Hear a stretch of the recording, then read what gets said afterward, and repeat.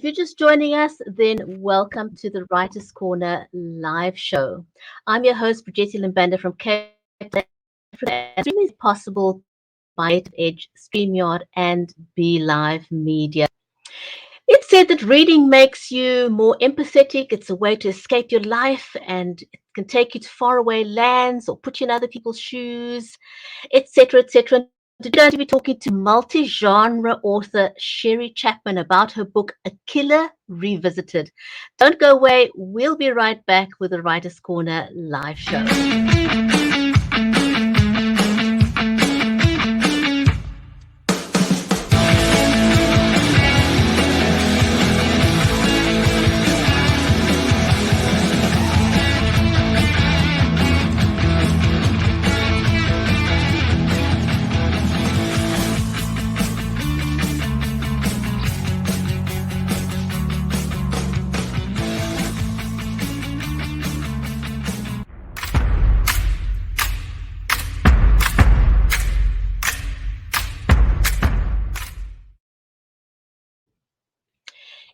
If you have just joined us, you are watching the Writers' Corner live show. I'm your host, Brigitte Limbanda from Cape Town in South Africa. Welcome if you are watching us on Amazon Live, on Twitter, on Facebook, on YouTube, on LinkedIn. This is an audience-centric show, so just know that the comments are being monitored and that you're welcome. Tell us if you're new. If you've never watched the show, the Writers' Corner live show has been going for over 3 years, 3.5 years, and we've met many people from around the world, and I want to give a huge big shout out to Hamad, who's watching us from Pakistan. So a shout out to Hamad. Welcome to the show. Always glad to see you online. Today we're going to be talking to Sheri Chapman about her book, A Killer Revisited. But do say if you're new, we'll give you a shout out. We've been doing the show for over 3 years, and you will notice that if you're watching the show over on Amazon, you will notice that apart from our book today, let me just reach out over here, A Killer Revisited, and oh my goodness, and just trying to get the light right is a mission. But there we go. There we go. I think you can see that. A Killer Revisited is our book that we are going to be focusing on today. And you'll see that that is in the carousel if you're watching us over on Amazon. That's A Killer Revisited by Sheri Chapman. It is in the carousel, along with a couple of my other favorite books. We've interviewed so many authors over the last 3 years that we've amassed a whole bunch of books. So you'll see there's a lot to choose from, but we're going to be focusing on A Killer Revisited today by Sheri Chapman. I've just got a whole bunch of books here on my desk, but you'll have to go back and watch our past shows to hear about those. So before we bring on Sheri, I want to introduce my friend and co-host, Mary Elizabeth Jackson. She's a special needs and disabilities advocate. She's a ghostwriter, an award-winning author, and her latest release is called Cheers from Heaven with Thornton Klein. This book focuses on lessons we can learn from bullying, and it empowers families with the ability to grow from that experience. Mary and I are both in the book Invisible No More, Invincible Forevermore.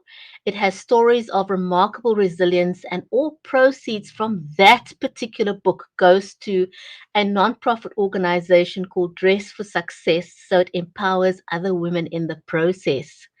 And thank you for the compliment, Hamad. Mary is in Nashville, USA. I'm in Cape Town, South Africa, so we're global. We're absolutely global, and we love that. So let me bring on my co-host, Mary. How are you today? I am fantastic. And yes, we have lots of amazing authors we have interviewed over the years. We are in an amazing book to empower women together. Yes, and Cheers from Heaven, I just released with Thornton Klein, is to empower kids and just teach them to accept their differences, to accept themselves, others' differences. They have choices, how to be kind, all that good positive stuff, right? That is very important right now in the mental health of kids and grown-ups and all of us everywhere is so important at this time in the world and trying to learn how to conquer that. But we're very excited about the author that we have on today and can't wait to hear about her story. And I'm always fascinated by authors who write in multi-genres, because, you know, for some people, I think it comes very natural because they have so many interests. So it'll be interesting to find out, is Sheri a person who has a lot of interest in different things and that's why she has written in different genres, or is it something that, is a real, it's a challenge for her, so that's why she did it? Did she want to say, well, what is it like to be in this genre? How is it to write in the, because I write for children, and then I've done a couple of adults. I've got an adult one coming out next year, and it's so different to switch. And even ghostwriting is so different because most of that stuff has either been very data driven, or it's a person's real story, true story about their life, and that's not anything I can make up. So you have to change your mindset and everything that goes with it. So I think it's really fascinating. I can't wait to hear about this from Sheri, our author, today. Here.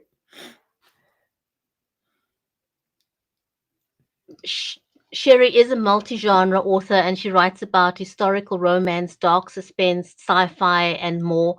And she's really nailed the art of captivating the attention of her audience using uh, twisting fantasy and reality together. And and once you are hooked, there's no escape from her writing technique. So So then shall she's we? doing a good job. She definitely is doing an absolutely good job. And Hamid says you look very smart, Mary. Oh, I So do. All right, I'll put my glasses yes, back on. Yes, we want to look yes, smart, don't we? Hamid says you look very smart. So Hamid, thank you for that compliment. You are awesome. So let's get Sheri onto the show so we can hear more about her book and why she wrote it, how she wrote it, and just about her backstory. Let's get on the show.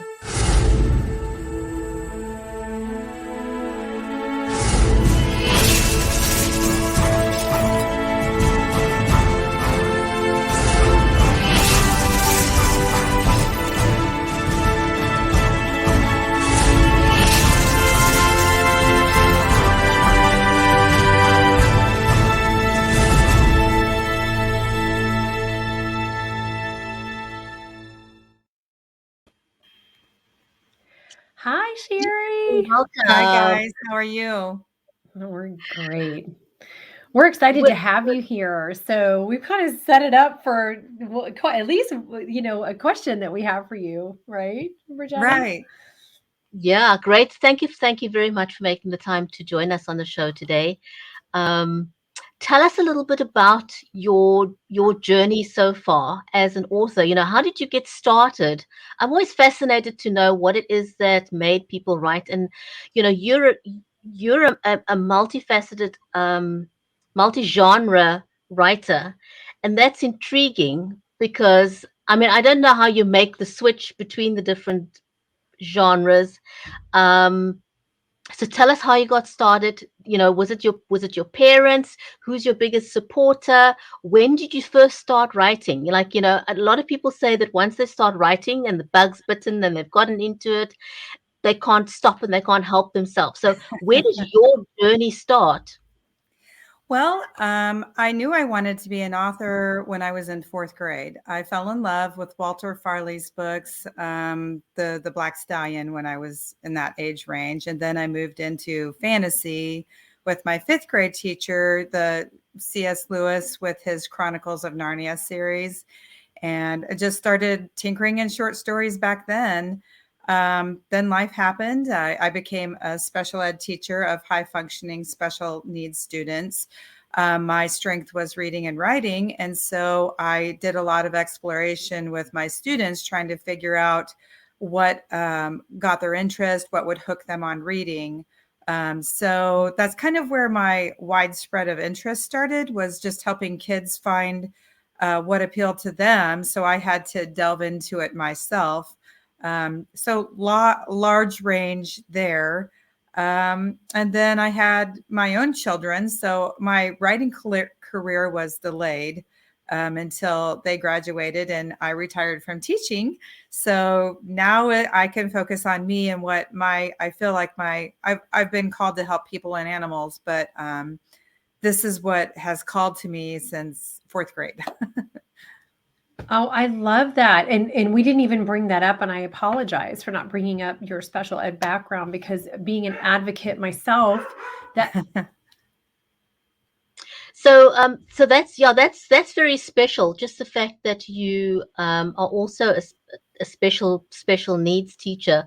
How did that happen for you? Is that something that you got into because of family, or was it just something that you felt a calling towards? Well, I don't know. I feel like I'm a lifelong teacher. I just feel like that's my job. I didn't know what I wanted to teach, but I found myself, I'm always drawn to the underdog. So whoever is losing is who I want to help for some reason. If it's the losing team, I want to vote for the losing team. I don't know why, but I don't think of children as losers, of course, but I feel like I'm the person that can help them reach their full potential. Um, I can see the good in them where it may be more work, but and some when you're in a classroom of 30 kids, it's hard to give that one student that needs more attention. So I felt like that was my job to help them fit in with society and be successful. And so part of it was my call to help the person that's needing more help. And then I just decided that was what I was going to do. That's I love that. amazing. That is That's amazing. amazing. Thank you for taking that on in life because our children need it. And I it's sad because the world says that these kids are broken. They're not broken. They have just come Right. in differently, and we're all different from each other. But it takes someone like what you're doing, Sheri, to be able to be like that child whisperer. To help a child see their potential so that they can then go into the world and be successful because all kids can. It really doesn't matter what. I mean, I have a cousin who is cerebral palsy. He went to college. He lives on his own. His car is made for him. I mean, he's been so successful in his life. He's not let that stop him. And I think that's such a beautiful thing. And, using writing as a tool and one of those, those avenues for potential of processing and having an outlet and helping people to figure out who they are and be able to grow just an amazing tool to be able to use for people. So, I know what you're writing. Have you thought about, or do any of your characters in your books have disabilities or challenges or anything like that? Well, in my not in the book that I'm promoting right now, but like in the historical fiction, um, it is about a girl who is in a family of kind of alcoholics. She lost her mother on the trail. It's set back in the 1800s. They were the first people into the Sioux Indian Territory, first group of people, I should say. And when her mother drowned in a river they were crossing, the father and the son turned to alcoholism and they left her alone all day. So she had to learn basically how to do everything herself, how to provide for her family. So she wasn't disabled, but in a way she was. It's kind of like a learning disability. We all have weaknesses within us that we have to learn to cope with. And so I'm trying to show, that each of us have weaknesses that we can overcome. And so she has a lot of learning curves in this because she's the one that goes is rescued by the chief, and he takes her back to his community, and she has to learn. She's the only English speaking person there. She has to learn their language. She has to learn their culture. She has to learn different expectations. And so it's a lot about Indian culture and life. And then, of course, it develops into a romance. But, she thinks she's a guest and he's like, no, you're here to stay. And so there's a lot of mindset and cultural things she has to overcome. So in a way, that's kind of a disability when you're thrown into a foreign environment and you have to learn how to survive and function. Yeah, sink or swim, right? So let's switch to the book that we're focusing on today, A Killer Revisited. How did that story come about? Tell us a little bit about the book, and why you wanted to write the book. And then another, interesting tidbit was that you've written the book as a standalone, but you've also left the door open. So tell us a little bit about that as well. Okay, well, I was with a company that is no longer around, and they had put out a call to write a reincarnation story.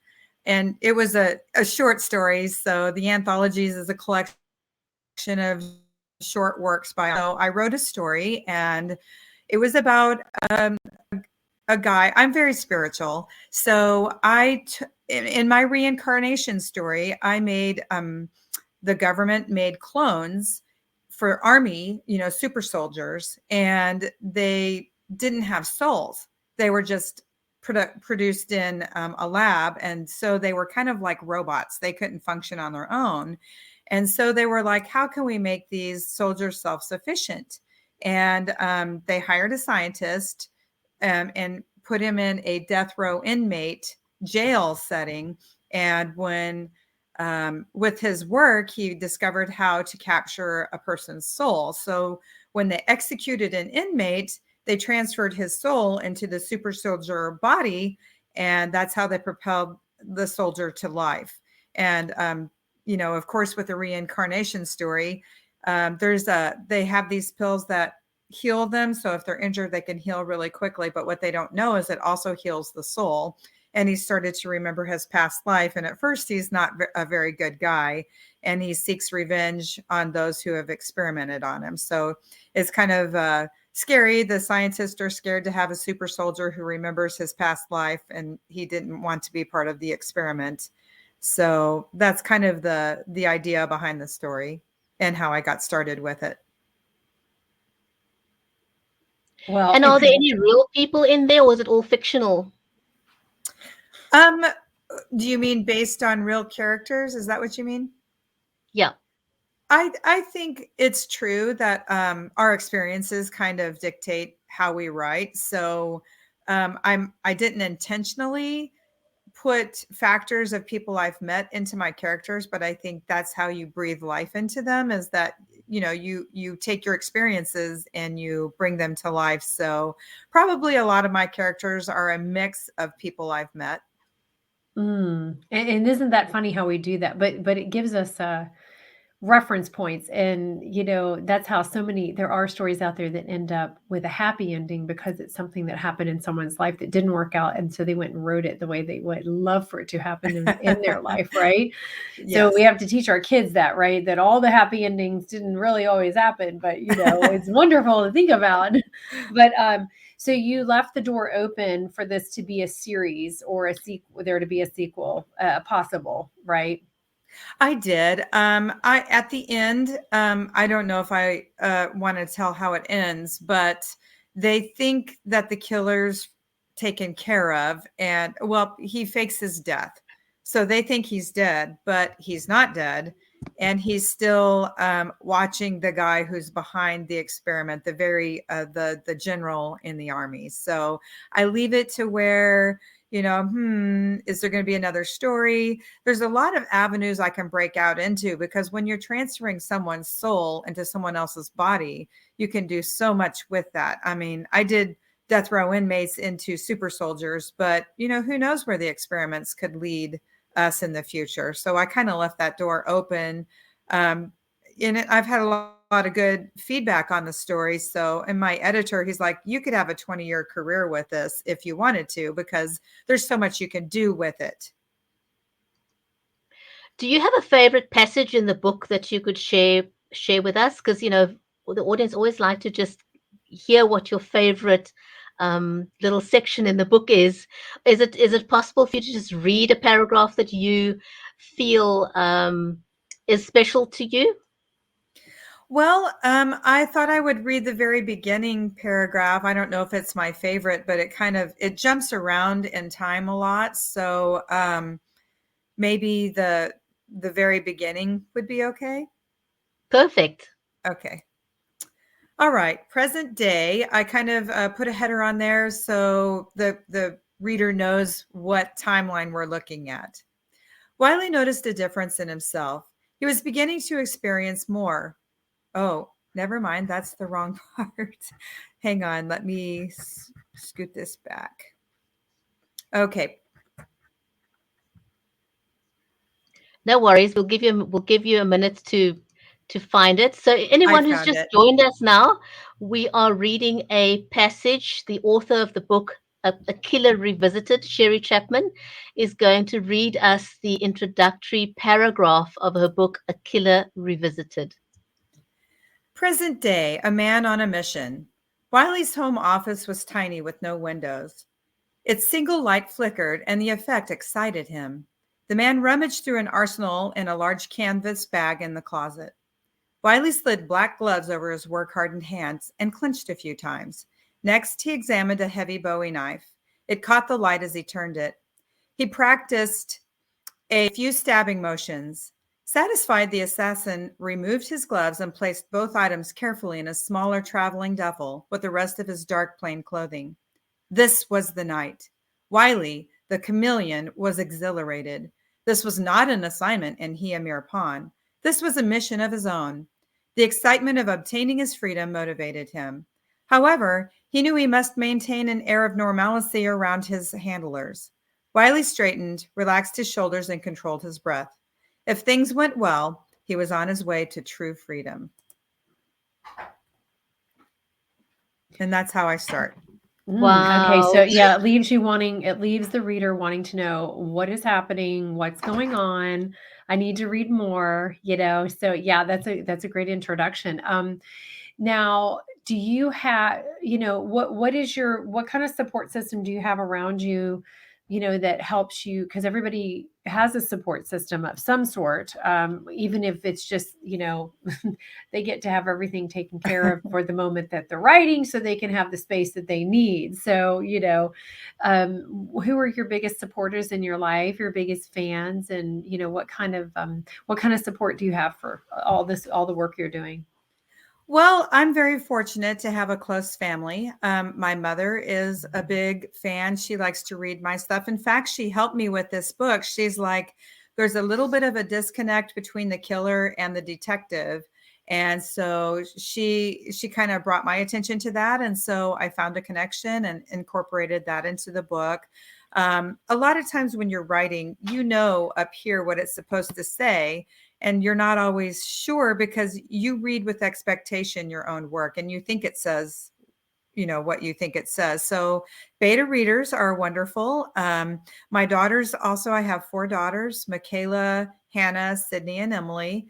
And my oldest and my youngest have helped me quite a bit with creative ideas, telling me if something's missing, if the flow is good or not, those kind of things. So, and I also have a couple of beta readers, and my editor, Eric Myers, is wonderful. He really helped me a lot with this book. He's like, hey, this is missing. You need to answer these questions. So he's more of the reason it kind of has a lot of backtrack story in it, is because he's like, well, you need to, you know, explain this a little bit more. So he really helped me perform my, you know, just become a better writer, called my attention to a lot of things. Yeah, that is amazing. Could you, you know, we always like to ask our authors also if they have a tip. Now, you've seemed to have mastered the art of compelling storytelling. Do you have one or two tips to give to an aspiring author that could help them become better at storytelling? Because people are going to, because you, I think you all aim for that wow factor where people are hooked and they want to just turn the page and not put the book down all night. You know, how do you get to that level of compelling storytelling? Well, there's a couple of factors. I think your beginning is extremely important. You need to hook, draw in those people. So, like for me, the next part of the book is there's a couple of pages that are a little bit more boring. but because you got that hook and that excitement and that action in the very beginning, they're willing to read a couple pages of not as interesting things to move on to the next. So your hook is very important. To start in the middle of action is what I recommend. And then, you can backtrack or flashback or go to another scene so that you've got that hook and that reader. That's the most important, is the very few pages. The next thing that really helped me grow was being able to take constructive criticism. Constructive criticism helps you grow. You can't take things personally, and you will have bad reviews. When you become published, you might have a lot more good than you have bad, but the one thing that stands out in your mind is the bad one. So you have to remember that's one person's opinion. And if the majority of people seem to like it, then don't get hung up on a negative review or constructive criticism, because you're not perfect. We can always improve. Very, very valid points. And if you if you want to grow as a writer, or you've got to be able to take that constructive criticism, and Yes. not take it personally, but use it to make you a better writer.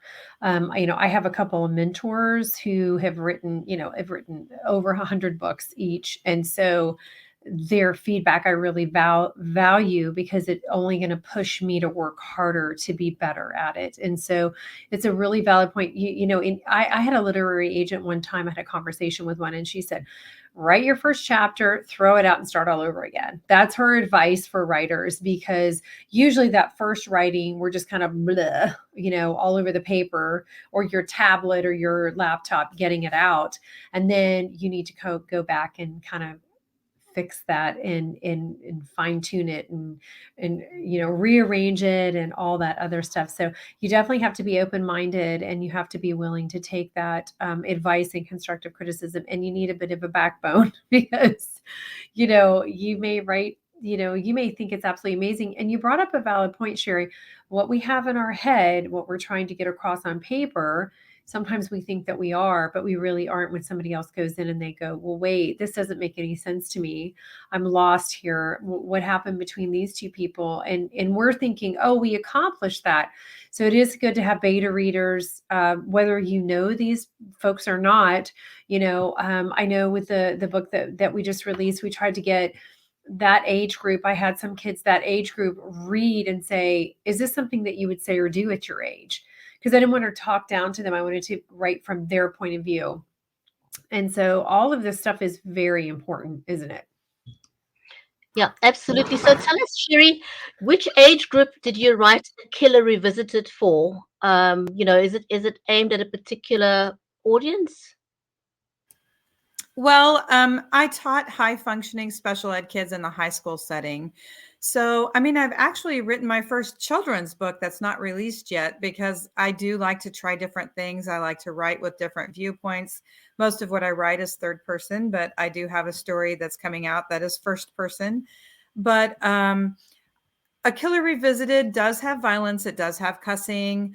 There's I would think it would be more of an adult or young adult, someone who could handle, there's so much violence in video games and movies and television shows anymore. So I would say young adult to adult would probably be it. But a young child, 6th or 7th grade, may not quite be ready for it. But it's not excessively, but there is, it's a super soldier assassin. So there is killing and there is cussing in it. Yeah, I think parents would probably take the cue from the title, that it's not a children's book. It's more a young adult kind of book. You're not going Yes. to read it to your 2-year-old. It's not a lullaby. Um, so sometimes the title and the image on the book. I forgot to ask you about that. How did you get? Because we're almost at the end of our interview right now, but I do want to ask you, how did you get your illustrator um, to get what you really wanted on the page? Because conveying what you have in your head that you envision on your cover isn't what the illustrator necessarily has in their mind. So how do you get that across?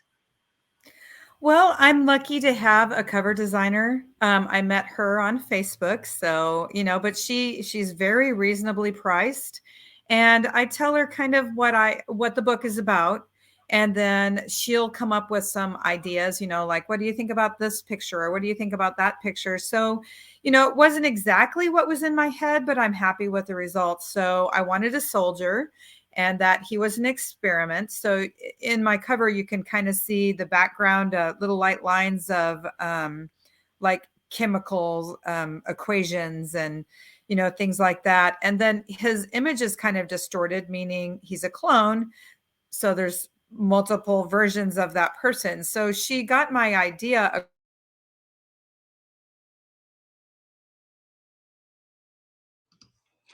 I think Sherry's just lost her connection Yeah. there for a across second, with and hopefully she Oh, does come back. yes. Yes. So an the what I person thought. the person she used was able to get across what her vision was. And that's really great when that happens because sometimes it doesn't happen that way. So we're so grateful, Sherry, that you were here with us. There, you're back. And we're so glad that you're here with us. And thank you so much for sharing your time, your book, your journey, everything. We are very grateful for that. Thank you so much for having me. I appreciate it. And we will look forward to having you back on sometime, right? I would love to. It's an absolute pleasure, and I just want to say hello to everyone over on um, watching us on Amazon Live. Um, and I'm just having a look there. I can't see whose name it is. If you can just tell me very quickly what your name is, then I can tell. Um, Oh, it's Corinda. Corinda, thanks very much, Corinda. And also Tish is watching us over there. And we had Hamad earlier watching us from Pakistan. So a huge big shout out to everyone that has joined us live today. And if you're watching this on the replay, we were talking about A Killer Revisited by Sheri Chapman. And I must say your first paragraph was very, very, very intriguing. It really did. I think you accomplished the mission of hooking us and wanting to know more about the story. So, very well done on that. And so, huge big thank you to our audience today. Those who watched us live and those who are watching on the replay, thank you so so much, and take care, everyone. We'll see you back next week, same time on the Writers Corner live show.